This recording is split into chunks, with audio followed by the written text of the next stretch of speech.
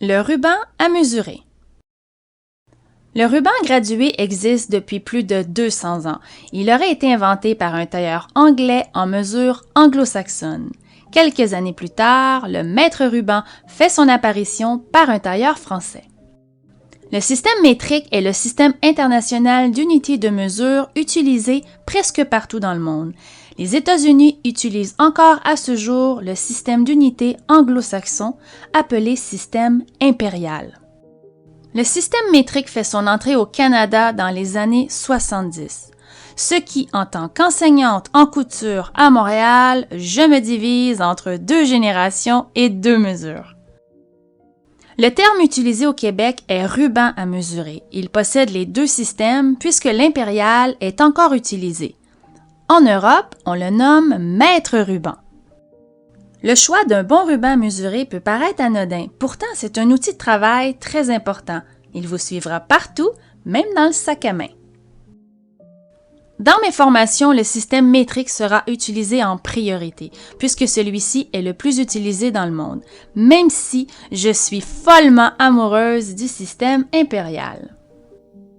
Si vous êtes plus confortable avec le système impérial, je vous suggère d'avoir en main un ruban avec les 2 mesures du même côté. Vous serez certaine d'avoir la conversion, contrairement à celui-ci. Les rubans sont de 150 cm de long, ce qui est la lèse de la majorité des tissus dans le domaine du vêtement. Pour les tissus d'ameublement, la lèse va jusqu'à environ 280 cm. Cela explique pourquoi certains rubans mesurent 3 mètres. Je vous les déconseille pour la prise des mesures puisqu'ils sont trop longs.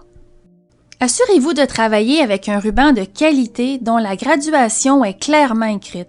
Personnellement, j'ai une préférence pour les blancs et j'aime aussi ceux qui possèdent une démarcation tous les 10 cm, qui est très intéressant au niveau visuel pour des mesures à plat. Favorisez ceux qui sont en fibre de verre. Ils sont durables, contrairement à ceux-ci qui peluchent sur les côtés avec le temps. Pour les petites mesures verticales, le ruban rétractable, qui est plus étroit et plus souple, sera un très bon choix.